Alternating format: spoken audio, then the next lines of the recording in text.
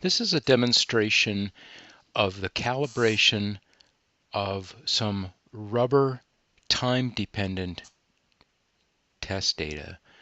And while I say it's test data, I want to very quickly say that it's fake data or pseudo data or simply synthetic data. That is, I created this data, and I created this data from a very realistic rubber model. So I had some rubber test data, and I fit this hyperelastic Yo model, Prony series linear viscoelastic material model, and using some unit cubes in Abaqus, I created a series of synthetic test data simply because I didn't have all the test data and I wanted this breadth of test data to show in this example. So the title says elastomer pseudo-data or synthetic data. I'm showing here, I've already imported all the test data, so I'm not really going to go back and show the data import. We've shown that in other videos. I've imported time domain data. These three here are simple uniaxial tensile monotonic pull tests at three different rates, a slow rate, a mid rate, and a fast rate. The information in this window is stress relaxation data, and in the legend what it stands for is STSR, stands for simple tension stress relaxation. That is, it's uniaxial in nature.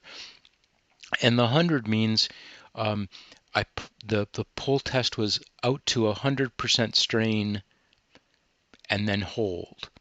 And we could see that if we just changed our plot temporarily to a time and versus strain. So these are the strains that were imposed on the unit cube that generated this data.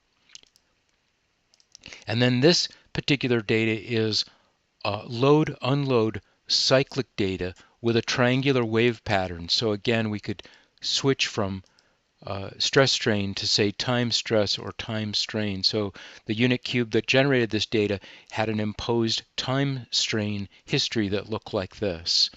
And we'll switch back to stress and strain. So we can generate as many of these plots as we want. We use this create plot icon down here in the bottom to create each plot, and I can pull in, import as many pieces of test data as I want. And in this case, I've actually imported 7 different pieces of test data. All the test data is shown down here. There is, so I can import as many pieces of test data as I want. I can create as many windows with display or chart windows or XY plot windows as I want. Another couple of things I want to point out is during import we have the idea that you can import pretty much any kind of test data that you want. Stress relaxation, creep, monotonic pull test, and even some cyclic. Basically, you're bringing in any time, strain, stress history as your test data. The other thing I wanted to show you is that in the latest version, I am using today's latest cloud version to do this demo, and I wanted to show you that you can bring, frankly, you can bring in frequency domain data as well, and you can, and it can either be uniaxial, that is E prime, E double prime, or torsional or slash shear, that would be G and G double prime, DMA, storage and loss modulus, and tan delta data. So you could bring in that sort of data. I don't happen to have that kind of data in my synthetic set of data here. One thing that in the other videos that we've created so far we haven't talked a whole lot about is this icon right here. You'll notice when I pause my mouse over it, it says range response data. We also tend to call this response only data. So it's not test data. And for instance, and I'll just bring this up, we have by default a very compact little GUI here that allows you to create deformation patterns that you'd like to see a response to. Okay, for instance, let's say I had uniaxial data, but I didn't have any biaxial data, and I wanted to see the response of my math model in biaxial deformations. I could do that here because I'm allowed to specify what the deformation is. In this particular case, you can also, so I can create all sorts of different deformation patterns to which I'm going to see the math model response. And you'd be surprised how many times this is a very handy feature.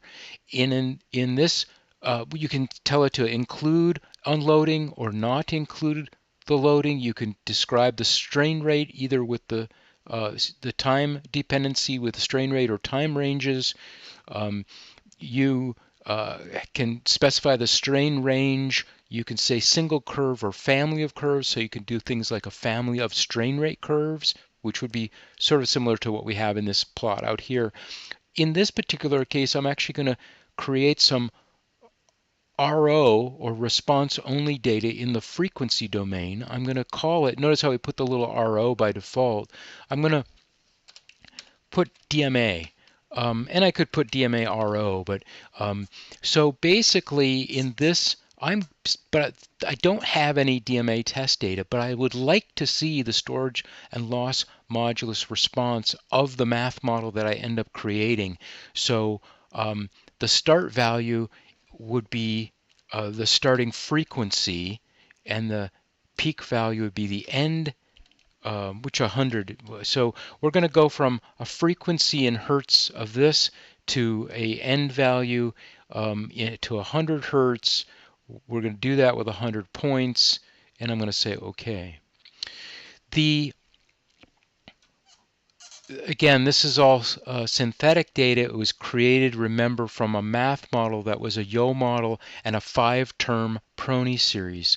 So I'm in analytical mode. We've talked a little bit about analytical versus numerical mode. Anytime that your math model that you desire, your target math model that you would desire to calibrate is in analytical mode, you ought to use it because it's very, very fast. Very high performance.